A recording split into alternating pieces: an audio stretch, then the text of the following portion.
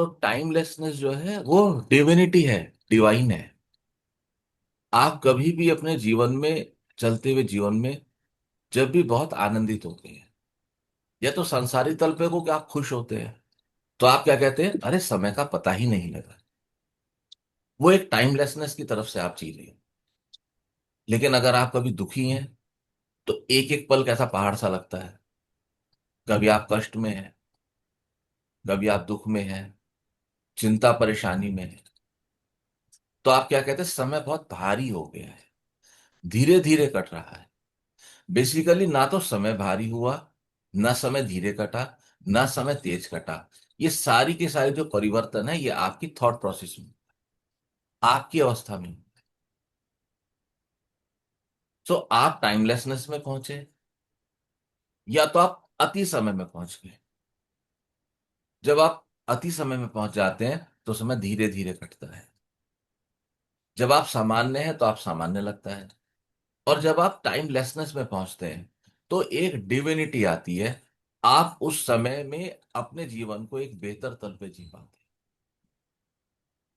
किसी हमें हमारे प्रिय की अगर वेट कर रहे हैं, जिनको हम प्रेम करते हैं, वो आ जाते हैं, उनके साथ हम समय बिताते हैं, पता ही नहीं लगता 2 दिन कहाँ गए, 4 दिन कहाँ गए। हम घूमने जाते हैं, किसी रिजॉर्ट में रुकते हैं, पता ही नहीं चलता कहाँ गए। ध्यानी लोग ध्यान में बैठते हैं, पता नहीं चलता आधा घंटा कहाँ गया, 1 घंटा कहाँ गए। वो टाइमलेसनेस का अनुभव करके आते हैं। और जैसे ही पृथ्वी डायमेंशन से आप टाइम हटा देंगे, काल, जैसे ही पृथ्वी डायमेंशन से आप टाइम हटा देंगे और दूसरा आप डिस्टेंस हटा देंगे, मूल रूप से काल हटा देंगे, तो ये डायमेंशन पृथ्वी नहीं रह के कोई और डायमेंशन, दूसरी डायमेंशन में आप परत। शुभांशु मिश्रा ने जब बताया, मैंने अखबार में पढ़ा कि उनका जो स्पेस स्टेशन है वो पृथ्वी से कुछ 200-250 किलोमीटर ऊपर है। तो मैं उसको अंदाज कर रहा था कि वो पृथ्वी पे कितना बनता है। तो मोटा मोटा यहाँ से जयपुर या उससे कुछ कम या ऋषिकेश इतना बनता है। इस डिस्टेंस को जब हम अंतरिक्ष में लेते हैं, और आप लोगों को जान के बड़ा सुखद आश्चर्य होगा कि जो अदर लोग हैं वो बहुत दूर नहीं है, लेकिन वो विजिबल नहीं है। वो ऐसे ही नियर बाय ही है हमारे ऑर्बिट के, लेकिन वो हमें विजिबल नहीं है। हमें वहां को देखने की, उनमें जाने की अनुमति नहीं है। यद्यपि हमें उनके अनुभव लेने की अनुमति है, जिसको हम साधना के माध्यम से 100% ले सकते हैं, लेकिन हम लेना पसंद नहीं। हम ले सकते हैं। उच्च जीवात्माएं जब इस शरीर को छोड़ती हैं और वो अपने डेस्टाइन्ड उच्च लोक की ओर जाती हैं, तो उनके अनुभव है कि उनको एक प्रकाश का एक घेरा या पाइप सा रहा, जिसमें होके वो कुछ ही क्षणों में पहुंच गए उस लोक में। इतना सुंदर व्यवस्था है। और इस व्यवस्था का अनुभव लेने के लिए हम स्वतंत्र हैं। हमें इस व्यवस्था का अनुभव लेना चाहिए। आप सब लोग साधना करते हैं। आप सब लोग सोचे कि क्या आप लोगों ने साधना में कभी ऐसा महसूस किया कि मैं प्रकाश के घेरे में तेजी से उठ रहा हूं, मैं प्रकाश के घेरे में तेजी से उठ रही हूं। ये अनुभव अब जीवन में आने चाहिए। क्या आपको सपने में ऐसा लगा कि आप उड़ने लगे हैं? क्योंकि सैकड़ों किलोमीटर की दूरी को यदि आप कुछ क्षणों में पास करते हैं तो ये उड़ने जैसा है। उड़ना भी बड़ी तेज तरीके से है। तो हनुमान जी आ गए थे उड़ के। It was a pure total cross country, पूरा भारत के ध्रुव दक्षिण से भारत के ध्रुव उत्तर तक। अब उनके उड़ने के 2 तरीके थे। या तो वो किसी मशीन के माध्यम से उड़े, जिसके आजकल कुछ साइंटिफिक प्रयोग भी चल रहे हैं, कुछ मशीन हाथों में लगाते हैं और व्यक्ति एक शॉर्ट यात्रा पूरी करता है। लेकिन एक क्रॉस कंट्री है, मेरे ख्याल से टोटल इंडिया का नॉर्थ से साउथ तक का स्पैन शायद 3,500 किलोमीटर तो होगा मेरे ख्याल से, 1200 चौबीस 3,1,000 के आसपास होगा, 2,800 या 3,000, एंड दैट टू फिर वो श्रीलंका है और 200 किलोमीटर आगे है। और इधर भी हिमालय है, 3,000 साढ़े 3,000 किलोमीटर होगा। तो उन्होंने फटाफट एक यात्रा पूरी की, करीब करीब 7,000 किलोमीटर की। तो अगर उन्होंने उसको संसार के तल पे पूरा किया है यात्रा को, तो उस मशीन में इतनी कैपेसिटी थी कि वो उनको 7,000 किलोमीटर का फ्यूल अप्लाई अवेलेबल करा सके। अब आप देखो फ्यूल कितना सुपर फाइन रहा होगा। हमारे तो 7,000 किलोमीटर का हवाई जहाज चलेगा तो उसमें टनों फ्यूल डलता है। हवाई जहाज उस फ्यूल के वजन को लेके उड़ता है।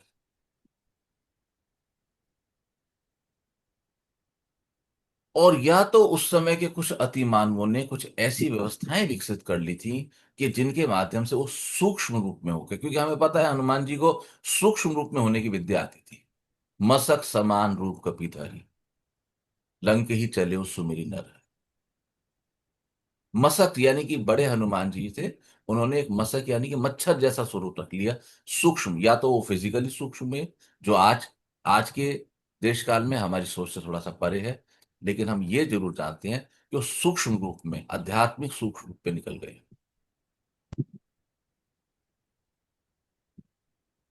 ये कैसे पॉसिबल हुआ? ये ध्यान से संभव हुआ। ये सिर्फ ध्यान से पॉसिबल है। आप मेडिटेट करते हैं तो आप उससे कुछ भी कर सकते हैं। ध्यान एक ऐसी कुंजी है। लेकिन बड़ी एक अजीब सी बात है कि हमारा ध्यान ध्यान की ओर नहीं जाता, बाकी सब ओर जाता है। हम ध्यान को ध्यान नहीं करते। अगर एक बार हमें समझ आ जाए कि हमें ध्यान करना है और थोड़ा थोड़ा करना है। मैं कल परसों पढ़ता था कहीं, ऐसे कुछ बुक नहीं थी, वैसी निगाह में आ गया था, मुझे ख्याल नहीं कहाँ आया। उसमें था कि पुरुषार्थ और कर्म, इन दो को अलग अलग करके बताया गया। पुरुषार्थ और कर्म। तो मैंने इस पे ध्यान किया कि पुरुषार्थ क्या है और कर्म क्या है। मुझे ऐसा महसूस हुआ कि स्वयं को ध्यान में बिठाना,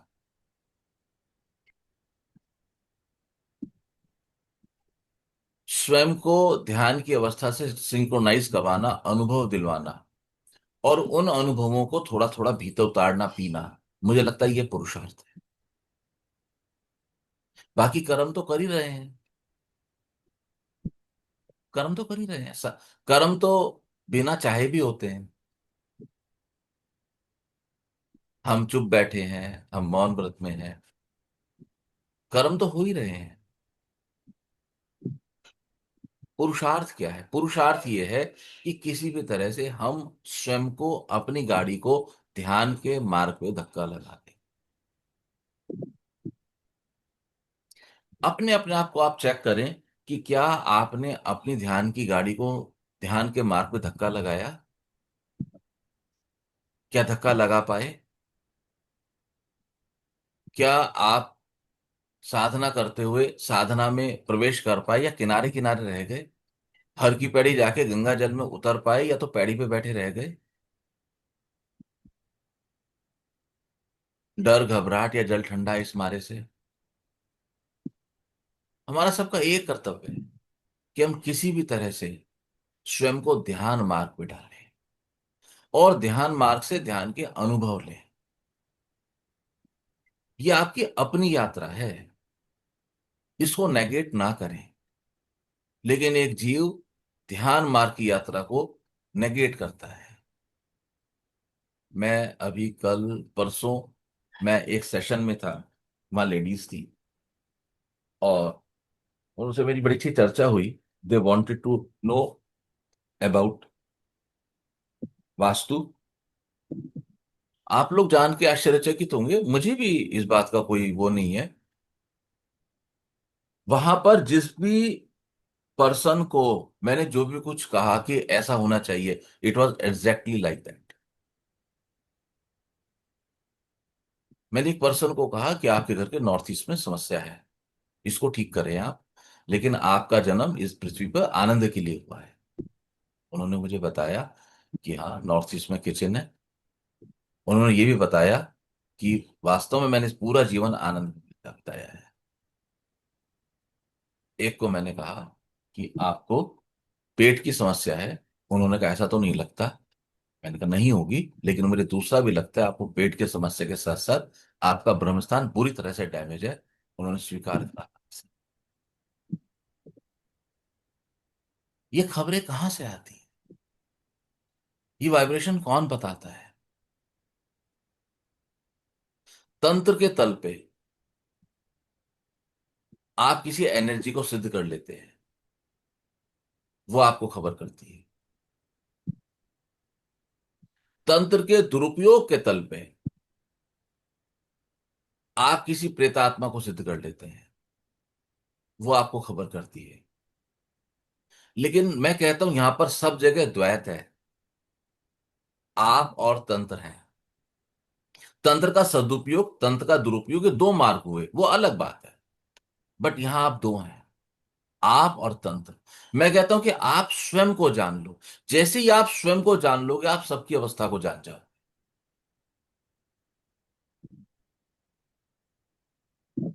मैंने पहले भी आप लोगों को चर्चा की थी।